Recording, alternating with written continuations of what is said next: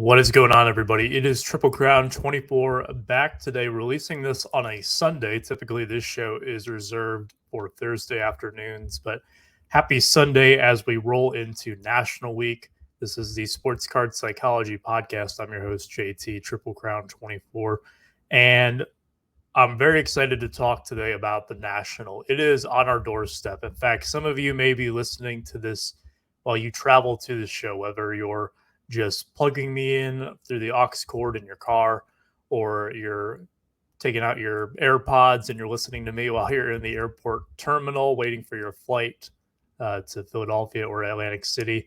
Whatever the case may be, I hope that you're well, and thank you so much for joining me today. There's been a lot of talk leading up to the National about the National, as there is every single year. Pretty much most of the voices out there in the hobby landscape in terms of social media and various podcasts are going to preview the Nationals some way, sometimes even if they're not attending themselves. I will be attending this year. If you do see me, I encourage you to say hello. Usually I am wearing a shirt with sleeves. I don't have these glasses on that I've been wearing when I'm in front of the computer screen.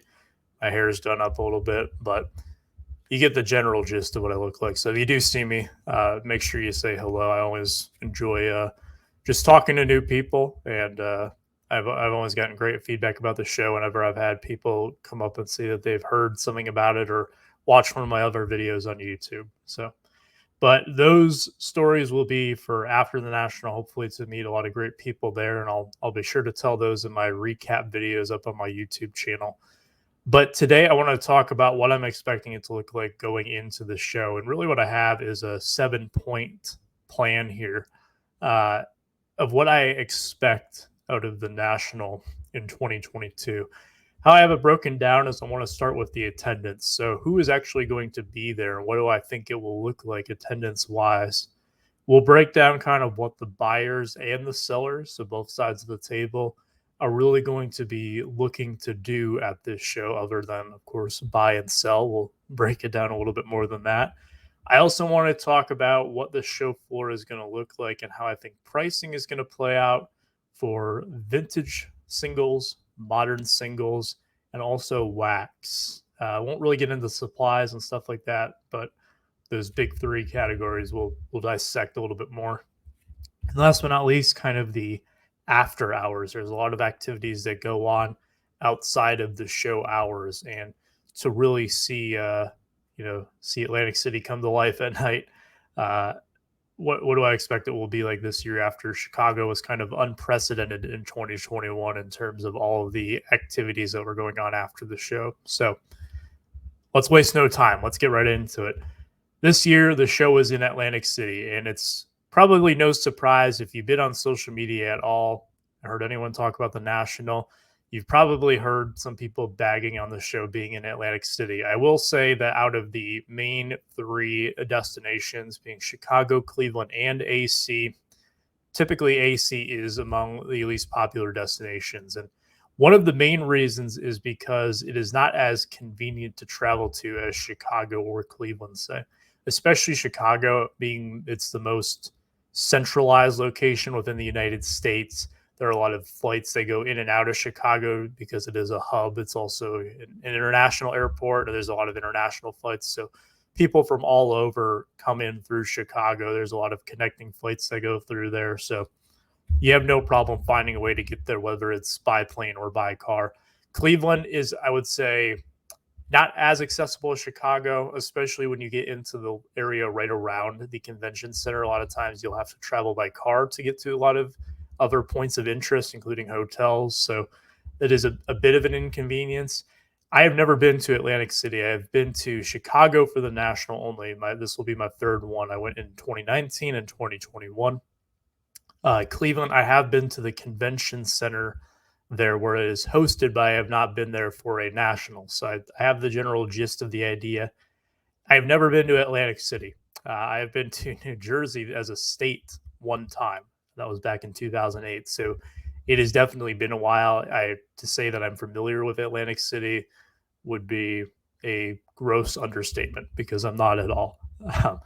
So with the inconvenience of getting there, I've heard a lot about people saying also just due to high gas prices and high airfare costs, high hotel costs, that they're going to be opting out of this year's show. And if you didn't make your plans early on, then I would totally understand that. But keep in mind that there were people who were making their reservations for the National as soon as last year's show ended, and that includes myself.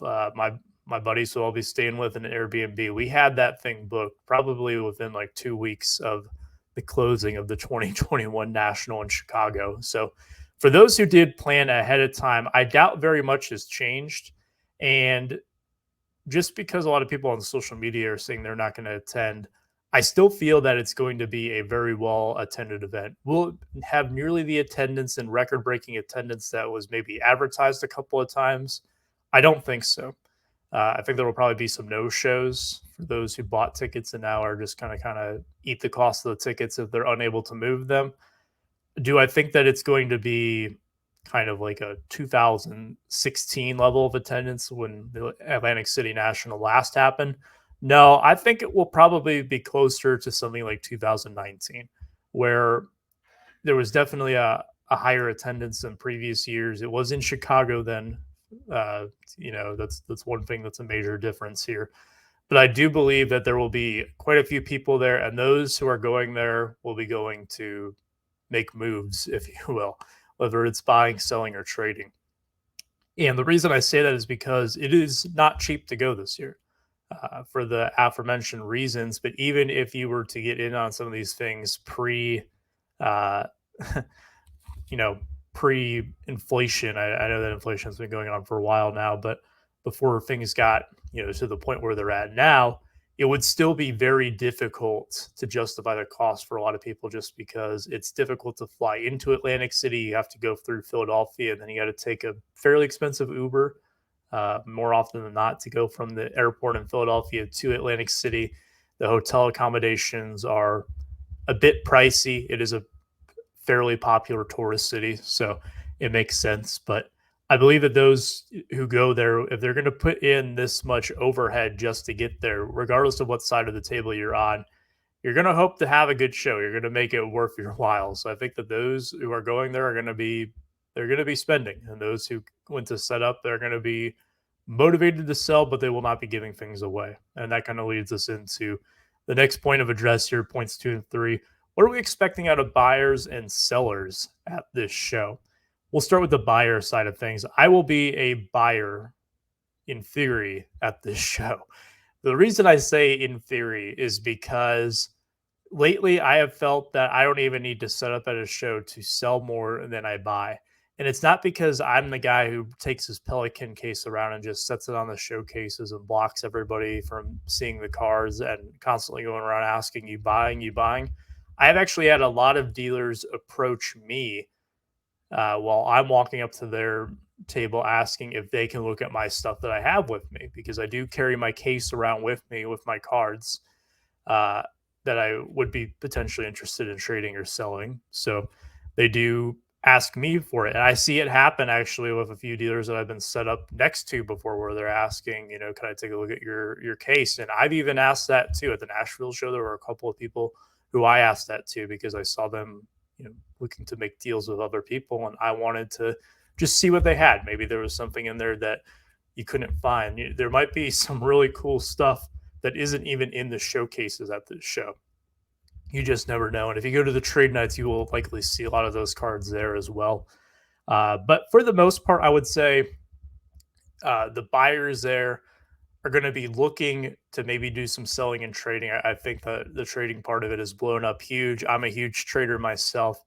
But for the most part, they will be looking to buy and they will be looking for deals. There is a lot of talk about some dealers who will probably need to cut some deals, especially later on in the show. And we'll get to that in a moment. But I do agree with that sentiment. I think you're going to have to kind of pick and choose your spots, and that kind of ties into what we're expecting versus what the reality is going to be and what we may anticipate could happen. And there's a huge difference between the two. But the buyers there are looking to get deals, basically. In terms of what will be hot, again, I keep saying this, but I will cover it in a moment when we talk about what I think the show floor is going to consist of mostly. So buyers wise, they're going to be looking for deals. Everybody loves a good deal. I think you're going to see a lot of people on their phones. They're going to hear the word comps more than you ever have before. And that's just because it's in the lead up to the national at some of these larger regional shows like the Midwest Monster, like the Nashville show. I heard that word so many times. And really, I did a whole podcast episode on this, but there's become an over reliance on this term comps, which is an ironic term in the sense that a lot of people get their comps, so to speak, from 130 Point, which is a website that doesn't necessarily account for sales that are not actually completed. And comps is supposed to be short for completed sales. I talked about that for a whole hour, so that I'm not gonna go on that same monologue here again. But I would expect to hear it, and I'll probably hear a lot of people complaining about comp manipulation or not painting a full picture. It's something that I've been experiencing a lot lately, and it has definitely reduced my trust in a lot of people, just because I've had dealers tell me that there were these sales that are just, it's either completely bogus, they're just making them up, or they are picking and choosing their spots. So the card sold back in April for $200 and then one for $150 at the start of July. But then last weekend, there was one that randomly sold for $450. Oh, the last one did $450. But that doesn't really paint a full picture. Is that the all-time high for the card? Why was that the case? And every single card is different. If you think that you can pin it down to an algorithm, I would love to hear it, but I don't think a lot of people can, despite what they may claim. So it will be, I think that will make it frustrating for both buyers and then sellers who are looking to buy from people. If they go strictly based off of comps, I think there will be a lot of deals that don't end up getting done. But at the same time, I think that you can use that to your advantage in certain spots, especially on cards that are a bit more rare, that don't come up for sale all too often. But I would say don't take anyone at face value for what they say. Of course, when you're selling a card, the idea is that you want to get the most you can out of it, while a buyer wants to get it for the least amount possible. So buyers and sellers are constantly at ends because their goal is always at the opposite end of the spectrum. So it's all about finding that compromise, but don't take anyone at their word. Just my personal experience and my 2 cents. So that's mostly what I think the buyers will be looking for, is just deals and looking to stay within comps. So the sellers, how I think the sellers will go down. This is kind of setting up at some of the bigger shows and also walking around the bigger shows, talking to a lot of the dealers there, especially some of the big time dealers who I know will be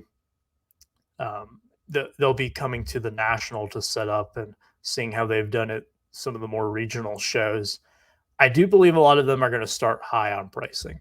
If you walk into the show on preview day, which is Wednesday, expecting that there's just going to be deals galore, I think that you're going to be extremely disappointed. If you think that you're going to get a bunch of really great deals on anything that is on your shopping lists, I just don't really see that happening.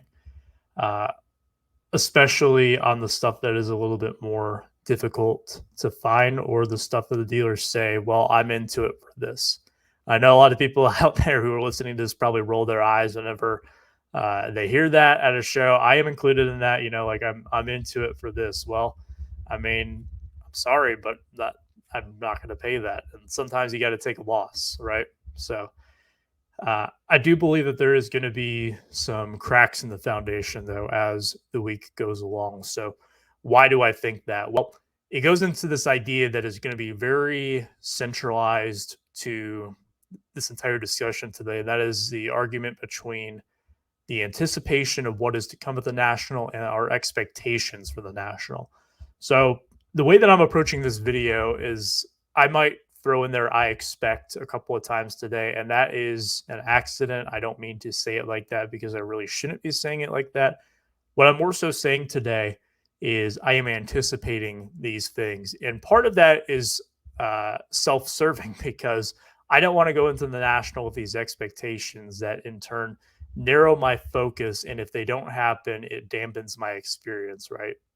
So when you have anticipation towards something, there is a lot of excitement that comes with it. A lot of they say anticipation is 70% of the fun and the excitement.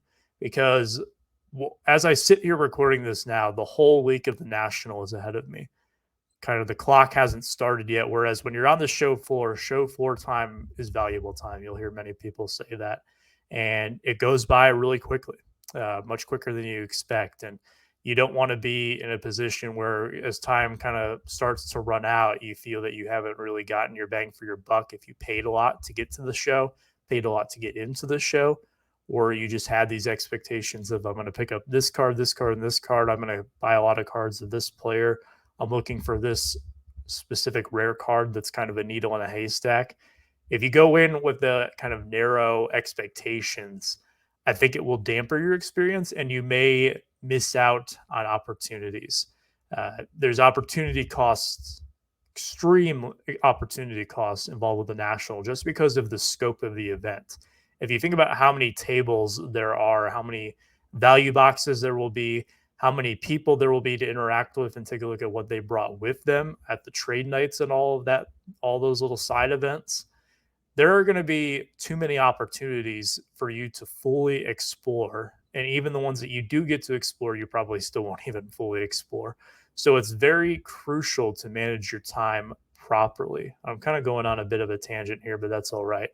But the opportunity cost is there, where if you decide that you are going to wait in line for a special at like Tops or Panini or one of the corporate booths, just know that will be time that you do not get back to go walk the show floor and maybe look at singles, or to go to all these other places, or to meet up with friends, whatever the case may be. So with that being said, for sellers specifically, one of the things that I think will be very difficult for them is that they will not be able to go around and buy too much inventory. And I've been seeing this happen a lot lately at like the Midwest Monster and especially at the Nashville show. And one of the things that was successful for me there was on day 3, there were a lot of dealers who were telling me that they never got to leave their table and see what everyone else had for the weekend. And that was true. I walked around and I recognized some of the dealers who had visited my table on day 1 or day 2. Not too many of them were there on day 2. It was mostly before VIP hours on day 1. But as time went along, one of the things that I found was that the dealers, when I came up to them, I was like, well, I was set up over there. I'll bring my stuff to you. And if you are at the table, that means that you have the opportunity to sell, but you don't necessarily have the opportunity to buy. You are limited to what is offered to you by the people who are coming up with cards to possibly sell or trade. On the other end of that, if you go out and walk to another table and look for maybe some new inventory to buy, that is time that you are spending away from your table, which means that that might be people who walk by who may have been interested in purchasing something from you, and you miss out on that sale as a cost of being able to walk around and possibly finding a deal on some new inventory. Now, typically at these larger shows, people are going in teams, right? They have employees who come with them, or a spouse, a sibling, a friend, whatever the case may be, where those people can kind of manage the table and in some cases make those transactions happen. That gives the owner, or the buyer, so to speak, of their group more autonomy to roam around and try to make deals from the other side of the table as well. However, with just how massive this show is, and I see a lot of these guys who, even though they have those people that are to watch over this stuff, those people aren't allowed to, or don't know how to make those calls on whether or not they can take $10 off a card, or whether or not they'll trade for certain things, and they'll need the main person to come back. And I'm sorry, but if that's the case for me, I'm not waiting around. If you got to pull out your phone to look up the prices of your cards, I'm walking away, because there's a lot more things for me to explore.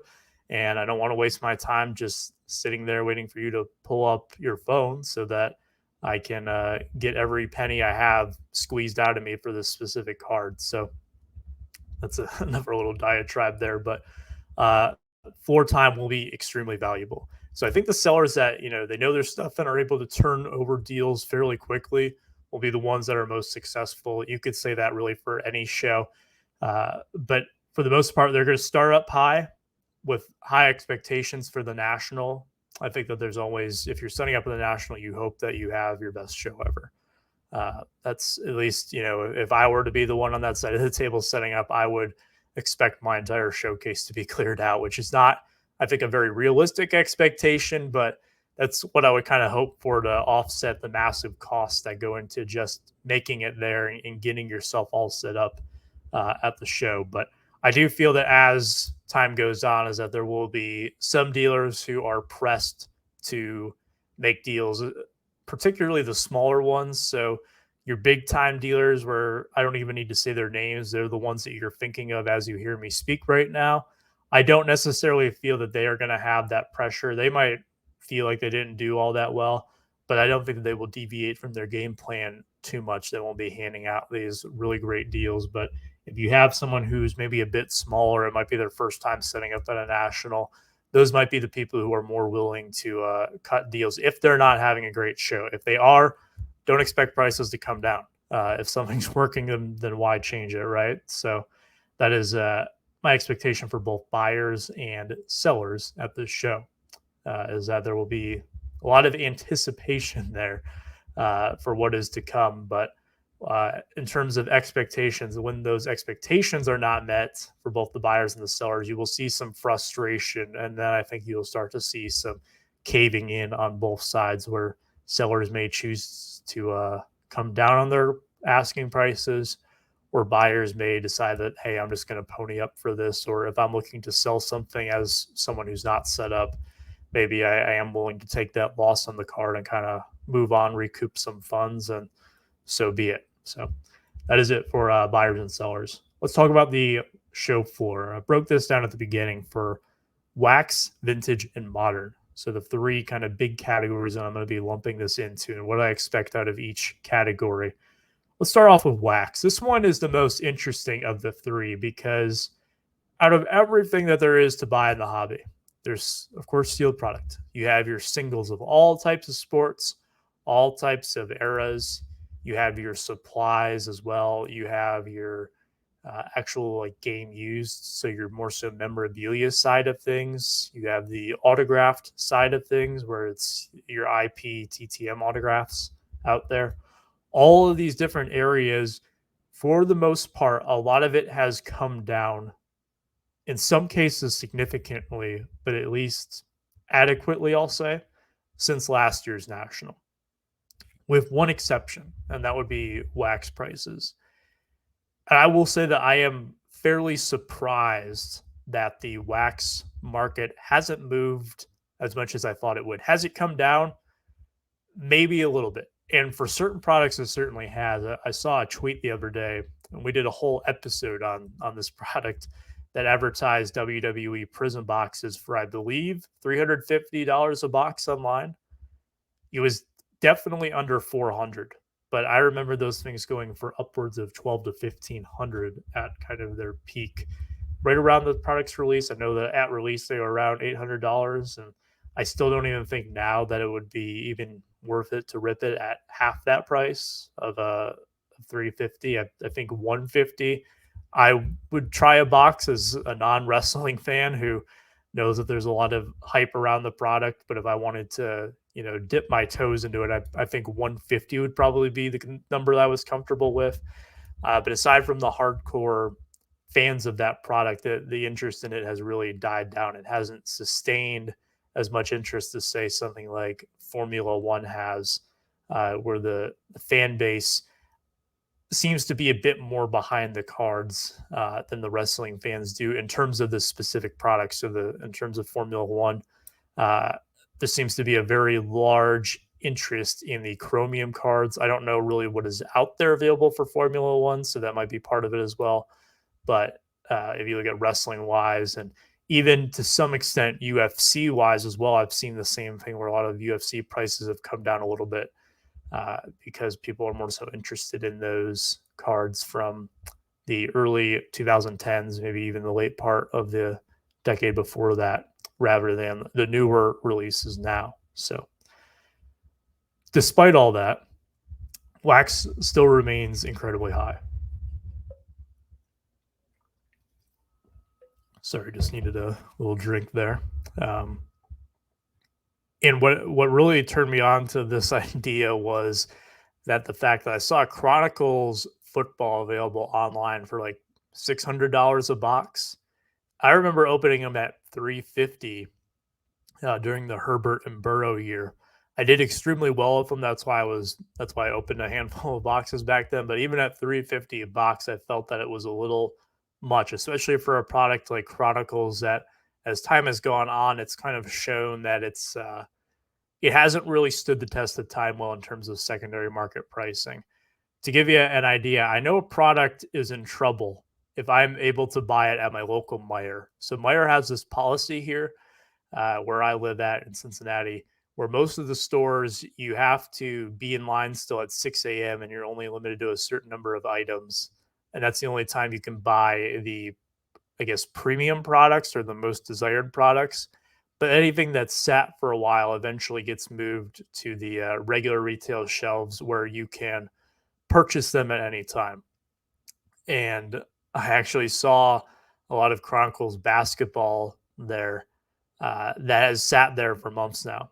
I just went in yesterday and I kind of just like to take a look around and see it. I can't remember the last time I actually bought something, but I do like to see kind of how the market is evolving. So, in spite of that, and it's kind of decreased popularity and certainly the decrease in the singles, the wax prices haven't really kept up with the singles where they are staying high. And part of that is because the wax is still selling. It's still selling through group breaks, which makes it a lot easier to stomach the cost. But I don't think what a lot of people who are newer to the hobby who are getting into a lot of these breaks understand is that a lot of these prices that they're paying for 1 to 2 box breaks used to be able to get you the same team or the same, to get a random team for the same price in an entire case break. Now, your chase cards in the products are worth way more than they were back in the day. A Topps Chrome Superfractor of Derek Carr or Jimmy Garoppolo wasn't really was never really worth near what the Mac Jones finite prism asking price has been, or what the one sale of it was for $100,000. That was kind of, I think, a little bit unrealistic back then. Outside of your really grail cards in the hobby in general, but it seems that there are no shortage of cards that are now comic cards out there that you can hit out of these boxes. The problem with it is that a lot of times to hit those cards, you almost have to pay that much just to open the box itself. And the odds of pulling them are so incredibly thin. And all of that would make you lead to believe, a diminishing singles market, record inflation, a economic recession, that wax prices would come down. But that just really hasn't been the case. And I will be the first to tell you here that would not expect too many deals on wax at this show. If you're someone who likes to open up sealed product and you're hoping to maybe find some stuff, especially from the big time dealers, and it's largely because they don't have to. There are still people who are buying it. And with the looming Fanatics deal as well, there will be some significant changes to the distribution methods out there. And it's a bit of a sinking ship, I think, for some of the big time distributors out there because their whole business model is about to take a huge hit. So there's kind of two things that you can do is that you can abandon ship right away, or you can stick around and try to salvage as much as possible before you are forced out. And the plan right now seems to be closer to the latter rather than the former, especially seeing how the more recent Prism releases in basketball and football, and most recently Optic football have been. It would definitely indicate that people are more so leaning to, or I should say the vendors are more so leaning towards kind of getting everything they can before they can no longer capitalize on these record profits that they are getting on these sealed products. So that is kind of my expectation going forward for sealed wax at this show. The good news, however, is that I do think that there will be a lot more opportunities if you are looking to buy singles. And there's kind of two ways to look at it. There is vintage and there is modern. So let's go old school to kick it off. Let's talk about vintage cards. Now, the National has always been known as a show that has a very diverse selection of vintage, as well as some unicorns that you will see put out in showcases. Like you will see some mid to high grade mantles out on the show floor. Are they everywhere where you can kind of just look in any direction and there will be one right there? No, they're not like that, but you will see more in person than you have seen at any other event, unless you have also been to another national. That's just kind of part of it. You'll probably see, I know in years past, I've seen a Wagner there, the T206 Wagner. I've seen some crazy high grade examples of some classic vintage cards of your big time names, your Mickey Mantles, your Hank Aaron's, your Willie Mays out there. You'll see some of those difficult sets and gem mint 10s, just these extremely low pop vintage cards that are out there. Those will make their appearance on the show floor. The reason that I'm saying that you will see them is because they're likely some of the same cards that we've seen at past nationals.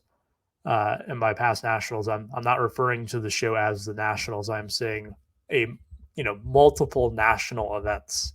I know that that's a big thing that people will get upset if you say nationals. So it is the national, but at multiple past nationals, these cards have been there as well, for clarification.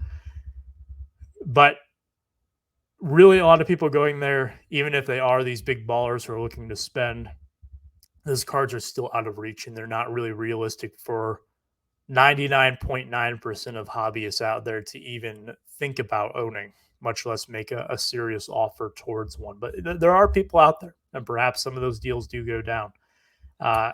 Regardless of that, though, there will be some deals on vintage. It will just be, you're going to have to pick and choose your spots.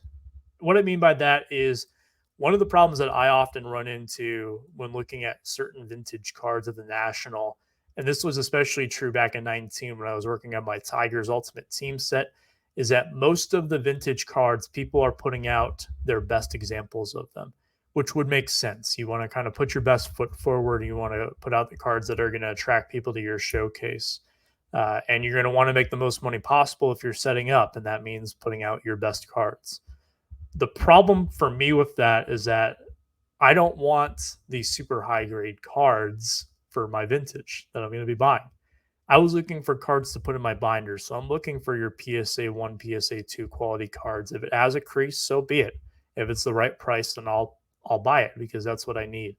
And I've talked to a lot of people who do collect vintage, and they feel the same way. That they are more so looking for these collector grade cards when you're seeing these 60s tops cards that are popping up in these 8s and 9s, which is great. I mean, they're beautiful cards, but the price tag that comes with paying for that assigned grade just doesn't always justify the cost, especially if you're trying to pick up quantity. If you're building a set, let's say, or you're doing a player run where you're going to need up to a few dozen cards to complete your run, you just don't want to pay that much for one specific card unless maybe it's a rookie or something. But even then, good luck getting the 8s and 9s of those for a reasonable price, because they're in high demand, and you will certainly pay the price for it. Where I think that the deals will be had, though, is that when those lower grade cards do make their way to the surface, and sometimes you have to ask for them. I've had dealers before where I've said, do you happen to have this card in a little bit lower grade? And they do, and they pull it out for me. They weren't in the showcase. That's where you'll find a lot of your deals, I think. And it won't necessarily be on Mantle, Aaron, Mays. I think for a lot of those guys, especially the Hall of Fame rookies, not necessarily of the inner circle Hall of Famers, as I like to call them, but just in general, I would expect a premium for those. But really anything else, I think the door is wide open, especially your non-flagship cards like your Topps Game, your Kellogg's cards, all of those types. Those are the ones that seem to have been hit the most, I would say, by kind of the recession and the downturn in the market. Are they near 2019 levels? No, and I don't really think that we're going to get back to those levels. And if we do, it won't be anytime soon, despite kind of this correction, I guess you could call it, that's going on right now. and has really been going on for about a year. But naturally, when you have a correction, that will lead to some overcorrection. And when money is tight, people kind of try to stick to the bare bones essentials in just terms of the actual necessities that they need, but also in their extracurriculars as well. They might really narrow their focus to certain cards. And in turn, when you have decreased popularity, it may also lead to increased supply because not as many of these cards are being sold out there. And that might incentivize dealers, especially if they've been holding on to something for a bit more. When it becomes a sunk cost, it's easier to let it go and get a good deal because it almost feels that you are into it for nothing because you're essentially eating the cost, or at least that's the way that I have thought before as a dealer when I've been quote unquote stuck with something. So I would expect to see a lot of vintage at this show. There is, I mean, it's the National. There's always a lot of vintage at the National. So I don't see that really changing. But I think that you will find some deals out there. It may not be necessarily the biggest names, but if you keep your eyes out, there will most certainly be some really good opportunities on the vintage side. Let's go over to the modern side, though. What do I expect to be popular? Well, right now, if you ask me what is the most popular asked about sport, it would be football. It kind of makes sense as we near training camp. There are some rookies that are already starting to report to camp. And I think a lot of people are really gearing up for football season. And there's something that's going on right now that I like to call the arms race. No, it's not about, people or countries building up their military capabilities. What I'm more so referring to in terms of arms is people who throw footballs. So arms being quarterbacks. And it feels right now that there is so many people who have kind of picked out one or two quarterbacks that they're planting their flag down and they're saying, this is my guy. This is going to be the guy.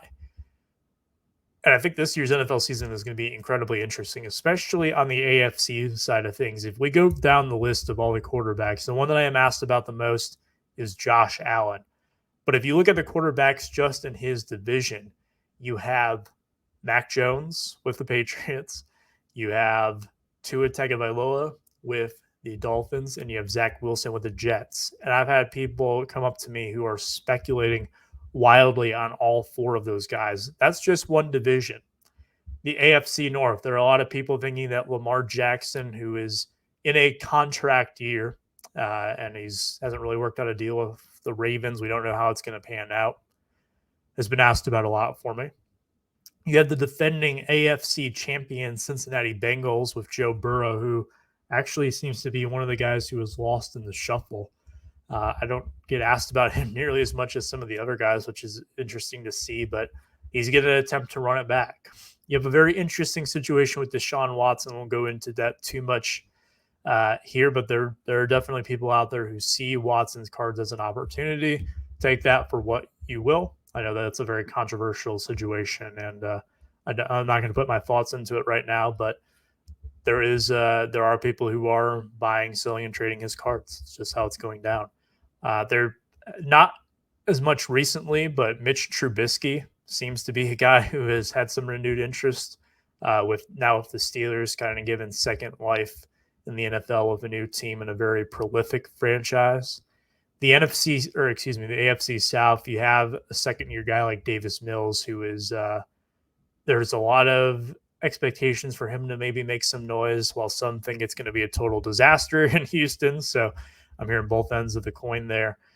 You have a guy like Ryan Tannehill who has held steady interest. He was actually asked about quite a bit. I was in Nashville where the Titans play, so maybe that's why, but he was asked about a bit at the last show. You have a guy like Trevor Lawrence, who was the number one overall pick, who's in a much better situation this year, in my opinion. He's a guy who I personally am high on. I think he will have a fantastic season. He's a winner. He's been a winner at every level except for the NFL level, and a guy who I think will figure it out. Also, who am I forgetting here? You have the Colts, very good team, perhaps one of the best defenses in the AFC, who now have Matt Ryan, a proven veteran, former MVP, coming over. And perhaps the toughest division of them all, I haven't even gotten to yet. You have the AFC West. You have kind of the king of the castle with Patrick Mahomes. He's I would say the guy to beat in the AFC, and not as much has been talked about with him since he lost Tyreek Hill this offseason. I think he'll be fine. But you have Derek Carr, who is surrounded by a pretty sneaky good Raiders team, who added arguably the best receiver in the league in Devontae Adams. You have Justin Herbert, who next to Josh Allen has been the most asked about guy for me. And you have the former Super Bowl champion and Russell Wilson joining the Broncos. So I ran through every single AFC team, and every single one of the quarterbacks I have had people ask about or people want to speculate on. The NFC side, admittedly, is much weaker. Of course, there's talk about Brady. When is there not talk about Brady? But I haven't heard too much about the defending Super Bowl champion in the Rams and Matthew Stafford. Kyler Murray kind of been a little bit wishy-washy. There has been a lot of interest around Jalen Hurts. He's been definitely the most asked about NFC quarterback. And you hear, every now and then some Prescott guys. You hear maybe a little bit about, well, now with Baker Mayfield going to the Panthers, of course, you'll hear about Aaron Rodgers, but a lot of talk about Trey Lance now in his second year and kind of being the guy in San Francisco, it would seem. There's a lot of kind of mixed feeling, I would say, on the NFC, but the AFC, there is so much loaded talent out there. The problem with it is that out of all those quarterbacks I mentioned, only one of them is going to the Super Bowl this next year. They'll play someone from the NFC, and it's not even guaranteed that they'll win. But in terms of this arms race right now, what it seems to be is that all of the potential has been kind of sucked away from these guys already. If I didn't know any better, Josh Allen and the Bills already won the Super Bowl this year because there are so many people who believe that this is their year, that they are the team to beat. When Josh Allen hasn't made it to a Super Bowl in his career. And even if he does win the Super Bowl this year, the expectations have been set so high that there is really only one outcome that will satisfy people out there. And even if we do reach that one outcome, that was the expectation all along. So how much more our price is going to go up? A lot of the people who bought them had that expectation. So he just did what they thought they were going to do. And a lot of times what happens when you have all that expectation that ramps up with these guys, it takes away any chance for them to go up in value. I talked about the exact same thing with my friend Mike, Canadian Cards, when we did our championships episode right before the NBA Finals with Jason Tatum. His cards went up crazy. And even if the Celtics had won the NBA Finals, Tatum, he didn't have the best finals. Let's say he did a little bit better during the series. There was nowhere for his prices to go but down because him winning the title had already been built into his prices before the series even began. And that's really the problem with a lot of these guys is that not all 16 teams in the AFC are going to be good.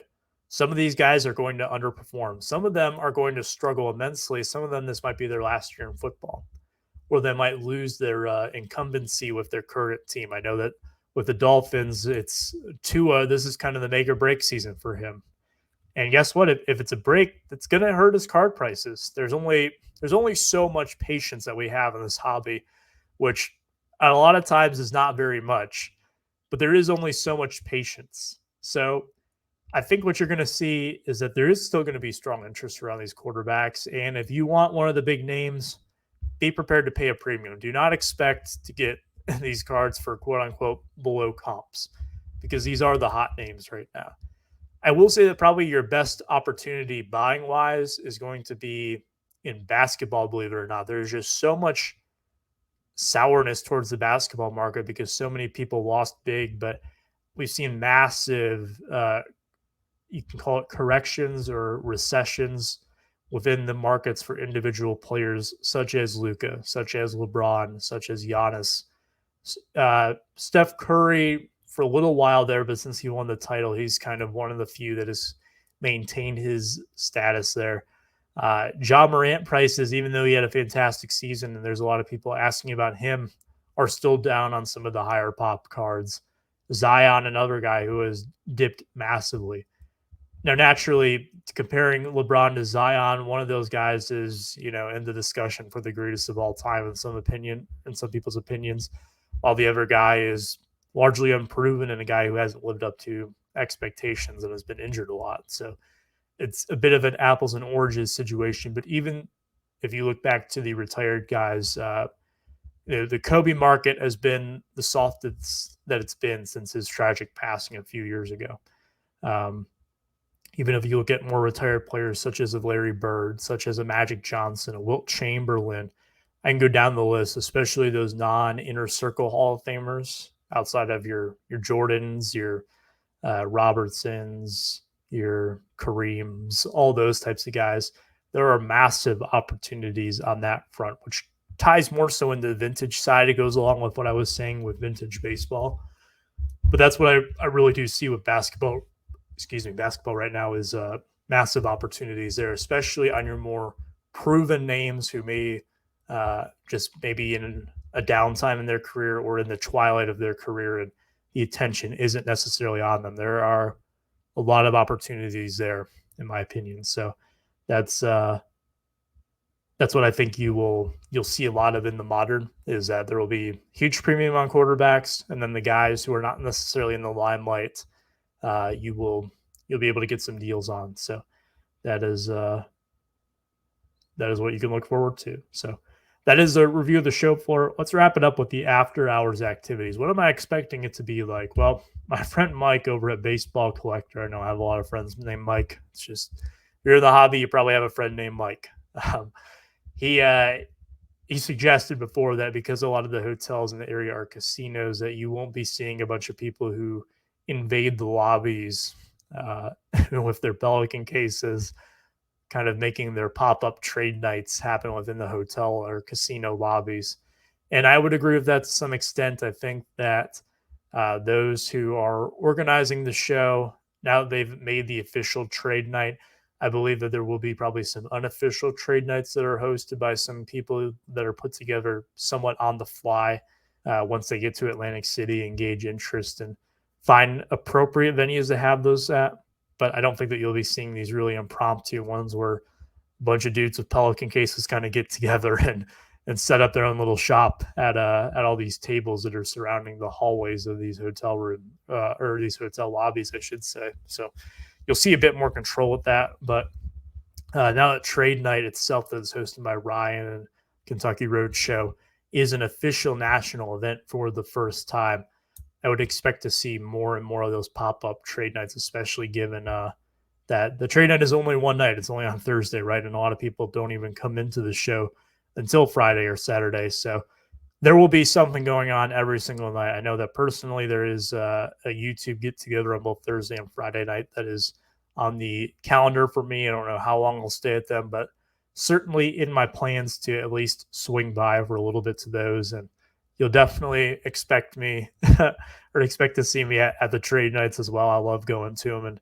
even just, shooting the bull at the very least if no deals go down, and looking at the cool cards that are kind of tucked away in these backpacks all over the show floor. You'd be surprised how many people are carrying around some really sweet stuff around the show. So I know that personally, I'm also staying in an Airbnb. I think that you'll see a lot of people who are just hanging out as kind of little groups in their Airbnbs or their hotel rooms. You'll see a lot of room sharing just because of the costs, that it makes it definitely a much more economical. I think for me, trying to think off the top of my head, I think it was like $250 for the entire week for my Airbnb for my portion of it, and we have like a small little house. So I mean, you can't beat that. I know that there are hotels now where they're 400 to 500 just a night at this point in time, just due to high demand. So I'll gladly take that for $250 a week, and it's pretty much within walking distance of the convention center too, which is a huge plus. So,